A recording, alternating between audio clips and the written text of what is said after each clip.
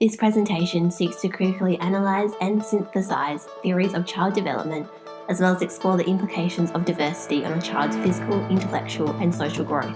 When exploring the 4 stages of child development, it is important to recognise that these are just general statements about when development occurs, with each child meeting various milestones at his or her own pace, in which social-cultural factors intersect. Infancy is an extremely impressionable period.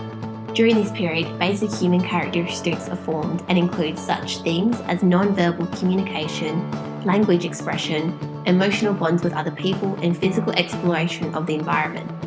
Newborn babies are totally reliant on others. However, they have instinctive attributes that help them, such as distinctive crying, physical reflexes, and an interest in human faces.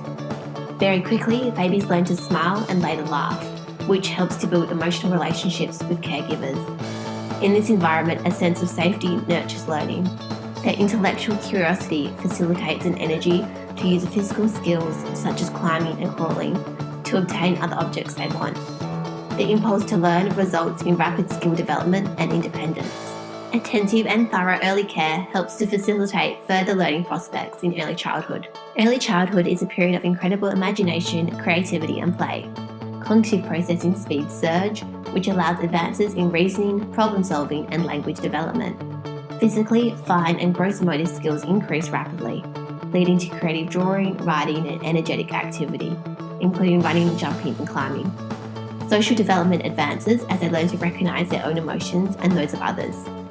Preschoolers are usually engaging, believing and caring. Environments for early childhood can provide a building block for thoughtful learning that is supported by the early years learning framework. Middle childhood is a time of growing curiosity in real-world activities. Pretending, characterised in early childhood, plays less of a role in their lives, while effort in understanding customs, tools and accumulated knowledge of their community and culture increases.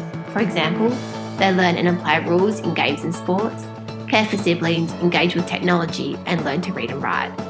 Connections with peers, particularly playmates of the same age and gender, emerge, and they learn significant amounts from spending time together.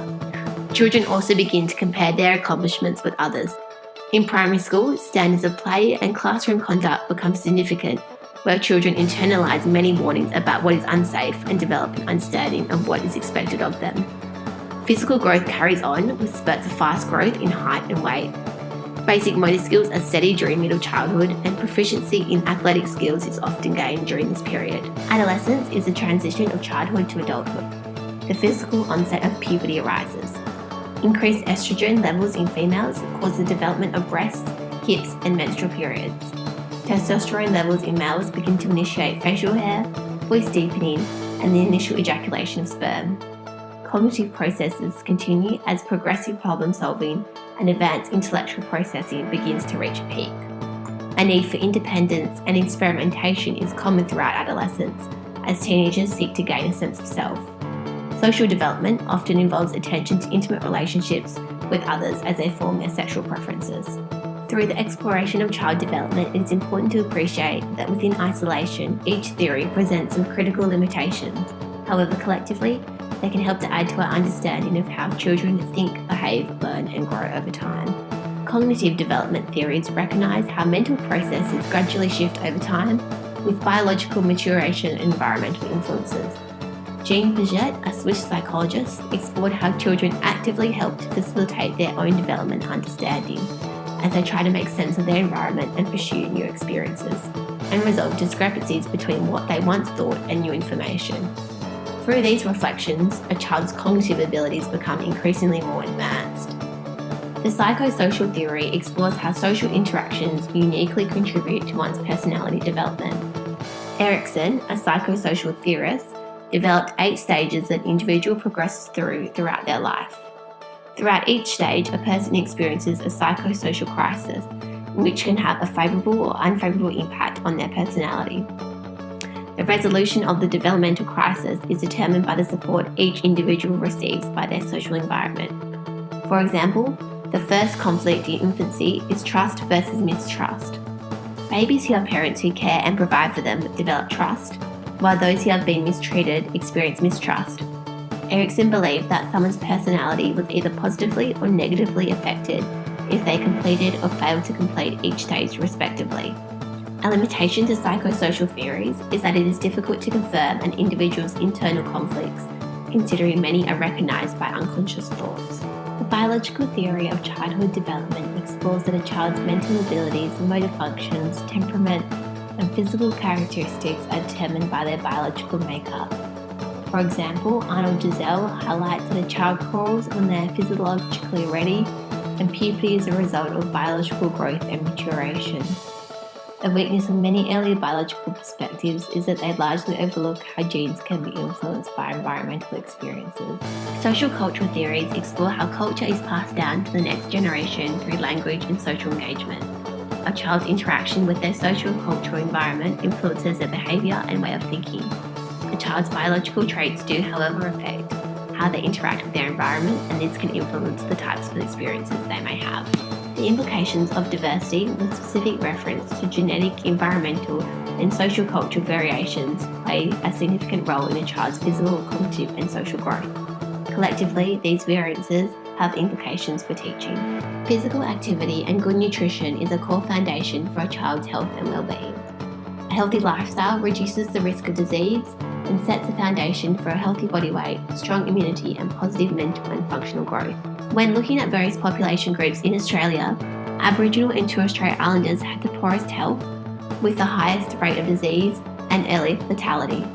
Research findings in 2012 to 13 found that Aboriginal and Torres Strait Islander adults and children consumed inadequate quantities of nutrient-dense foods. Teachers may help to improve the health status of their students by discussing the important role nutrition plays for optimal growth. It is, however, important to consider other factors that have led to poor nutrition, which dates back to white colonisation and the systematic racism that has been perpetuated in Australia. Gender and racial factors, especially people of colour, can often be subject to discrimination and oppression within society. Studies suggest that even few occurrences of discrimination can negatively affect a person's mental health. Teachers can assist in fostering an environment free from prejudice by encouraging children to challenge racism, question stereotypes, value individuality, and advocate an inclusive community. Children immersed in a strong learning environment, both within and outside the home, can have a helpful impact on cognitive and language development. Parents can encourage their child's cognitive development. For example, singing songs can promote memory, and reading to children can improve comprehension. Children who are not exposed to stimulating education environments are less likely to flourish cognitively. This can have adverse effects later on in life, for example, their ability to perform at school and within the workforce.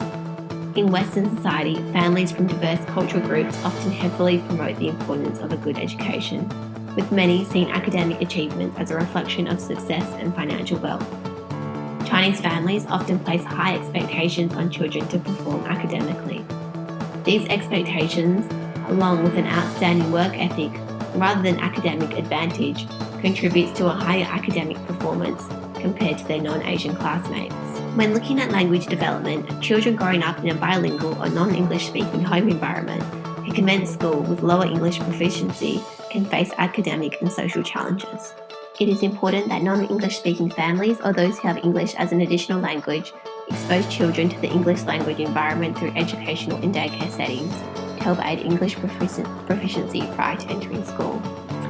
Positive social relationships can be vital to a child's well-being, character, and ability to relate with others. Effective parenting styles vary as a function of culture, and this can impact a child's character. For example, an authoritative parenting style, often administered in many Western cultures, have children with higher levels of confidence and greater social skills. Children who are exposed to multiculturalism and diversity often are more inclusive and accepting. Children who socialise over play can discover how to initiate and maintain communication and overcome any peer-related discrepancies that may arise. Negative social experiences such as peer victimisation and bullying can foreshadow mental health and behavioural problems such as low self-esteem and antisocial conduct. It is important for caretakers and teachers to equip children with the tools they need to successfully regulate emotions and relate with and respect peers. When looking at social cultural aspects of Aboriginal and Torres Strait Islander culture, a strong emphasis is placed on community and collectively benefiting others rather than individual success.